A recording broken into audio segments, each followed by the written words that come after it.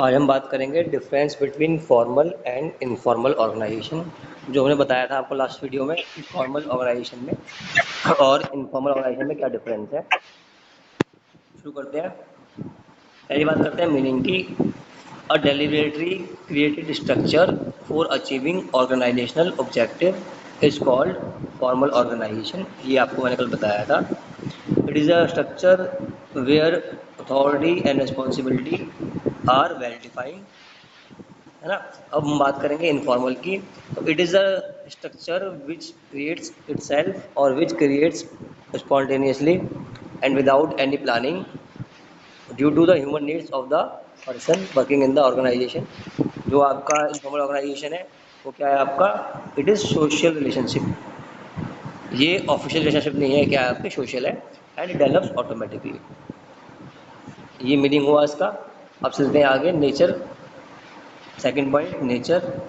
Nature क्या है आपका? जो नेचर है हमारा फॉर्मल ऑर्गेनाइजेशन का वो सिंपल है। रूल्स है, रेगुलेशंस हैं, नियम कायदे, flow of authority, flow of responsibility सब आपको मानने पड़ते हैं। तो the nature is rigid, you can not change much, but it is stable at the same time. इस रूल और रेगुलेशन के कारण क्या है आपका? ये जो रिलेशनशिप है वो क्या होगा आपका? अगला पॉइंट था हमारा नेचर। मैंने आपको बताया कि नेचर क्या है आपका? रिजिड होता है, चेंज नहीं होते। रूल्स रेगुलेशन होते हैं वो फॉलो करने होते हैं आपको। और ये एक एट द सेम टाइम होता है स्टेबल। अब ये पता है नियम कायदे हैं, सबको ऑफिस टाइम से आना है, टाइम से जाना है, सैलरी मिल रही है। तो ये जो स्ट्रक्चर है लॉन्ग चलता है, इसकी लाइफ लॉन्ग होती है, लॉन्ग लाइफ होती है। और जो हमारे होते हैं इनफॉर्मल ऑर्गेनाइजेशन, वहाँ पर ऐसा नहीं है। वहाँ पर क्या है आपका जो नेचर है वो क्या है? फ्लेक्सिबल है। जब मर्जी जिस मर्जी से बात कर लो, जब मर्जी जिससे के साथ घूम लो, है ना, या किसी को कुछ भी कह दो। और साथ में ये क्या होता है? अनस्टेबल। जब तक मनाया दोस्ती है, जब मनाया दोस्ती खत्म। तू अपने घर, मैं अपने घर। तो ये नेचर है हमारा। फिर बात करेंगे अथॉरिटी की। तो अथॉरिटी तो होती है फॉर्मल ऑर्गेनाइजेशन में, यहाँ अथॉरिटी नहीं होती।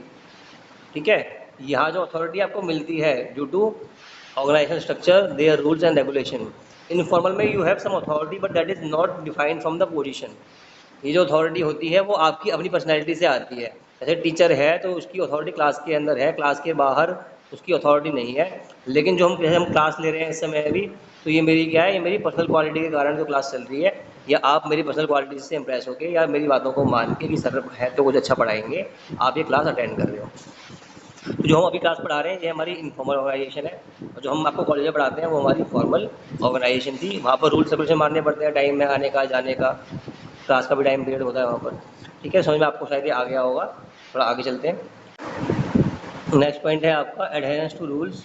आपको जो फॉर्मल ऑर्गेनाइजेशन है रूल्स मानने ही पड़ेंगे। और अगर आप रूल्स नहीं मानोगे तो आपके ऊपर पेनल्टी हो जाएगी या आपको जॉब से निकाल दिया जाएगा।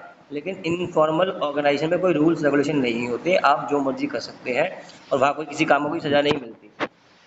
Flow of communication top to bottom होता है। आपको स्कॉलर चेन फॉलो करनी पड़ती है।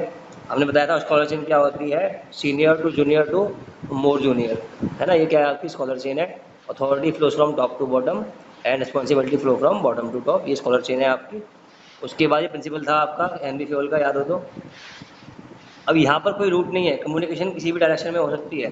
कोई किसी से भी कहीं से भी बात कर सकता है। बॉस को चपरासी भी यहाँ डांट लगा सकता है, ये बात कर सकता है। ठीक है, और बॉस भी डायरेक्ट एम्बेसी से बात कर सकता है यहाँ पे।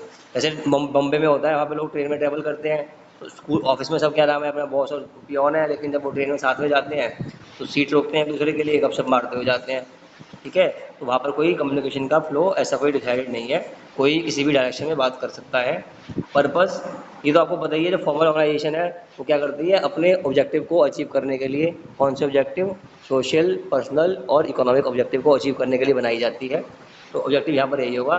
और यहाँ पर क्या सिंपल सी बात है, to satisfy your social needs, your human needs of belonging, है ना, ऑफ एक्सप्रेशन, ऑफ क्रिएटिविटी। तो ये क्या है? जो आपकी खुद की जो फीलिंग है उसको आपको एक्सप्रेस करना, लोगों से मिलना जुलना, ये आपकी सोशल नीड्स के अंदर आती है। और कहा भी गया है मैंस आर सोशल एनिमल। तो ये जो आपका पर्पज़ है, यहाँ पर ही पर्पज़ क्या होता है? अपनी सिर्फ सोशल नीड्स को सेटिस्फाई करना। यहाँ प्रॉफिट कमाना उद्देश्य आपका नहीं होता। ये था आपका फॉर्मल में और इनफॉर्मल में डिफरेंस। इसके अलावा और बहुत से सारे पॉइंट हो सकते हैं। जैसे फॉर्मल में क्या होता है आपका? जो फॉर्मल ऑर्गेनाइजेशन है वहाँ पर आपका होता है मैनेजर, जो चार अथॉरिटी होती है। और हम बात करेंगे इनफॉर्मल ऑर्गेनाइजेशन में तो वहाँ होता है लीडर। वहाँ कोई मैनेजर नहीं होता। इनफॉर्मल में क्या होता है, ग्रुप बना होता है 5-6 लोगों का, तो एक लोग 5-6 लोग किसी एक की बात मानते हैं, उसको लीडर बोलते हैं और बाकी को फॉलोअर बोलते हैं। ठीक है। अब जो बात है फॉर्मल ऑर्गेनाइजेशन में क्या है, जो कम्युनिकेशन है वो टाइम टेकिंग है, हमने देखा स्कॉलर चेन होती है। साथ के साथ जो हमारे फॉर्मल ऑर्गेनाइजेशन है वो फॉर्मल टाइम पीरियड में काम करती है, सुबह 9 से 5। लेकिन जो इनफॉर्मल ऑर्गेनाइजेशन है वहाँ पर कम्युनिकेशन की स्पीड बहुत फास्ट होती है, उसको ग्रेप बोलते हैं। और साथ में उसका कोई टाइम पीरियड नहीं है, आप रात को 12 बजे भी बॉस को व्हाट्सएप पे मैसेज कर सकते हो, है ना। अपना पर्सनल अगर आपका रिलेशनशिप बॉस से अच्छा है तो आपको रात को 12 बजे बॉस को फ़ोन कर सकते हो। तो जो इनफॉर्मल है वहाँ पर क्या है, आपका कम्युनिकेशन क्या है, आपका स्पीडी है और साथ में 24/7 है। लेकिन जो आपका यहाँ पर है कम्युनिकेशन ना स्पीडी है, और यहाँ पर डिसीजन मेकिंग भी बहुत स्लो होती है। It takes time to decide. In formal organisation boss आएगा, 2 लोग और आएंगे, फिर मीटिंग करेंगे, फिर डिसाइड करेंगे। इनफॉर्मल में 4 लोग बैठे, खाया पिया, खाते खाते बात की, हाँ यार ये कर रहा है, ये करेंगे, बात खत्म हो गई। तो बहुत सारे बेनिफिट फॉर्मल के और इनफॉर्मल के हैं। लास्ट है एक पॉइंट कि जो इनफॉर्मल ऑर्गेनाइजेशन है, रूमर बहुत फैलता है। जैसे ग्रुप पे आपका रूमर आता है कि एग्जाम कैंसिल हो गए, एग्जाम कैंसिल हो गए, तो ये भी बड़ी समस्या है जो आपका रूमर क्रिएट करता है ये इनफॉर्मल ऑर्गेनाइजेशन। लेकिन जो फॉर्मल ऑर्गेनाइजेशन वहाँ पर रूमर क्रिएट नहीं होते। ठीक है। तो बहुत सारे पॉइंट आपको मिल जाएंगे, पर फिलहाल के लिए पॉइंट काफ़ी है। इसे यही खत्म कर रहा हूँ।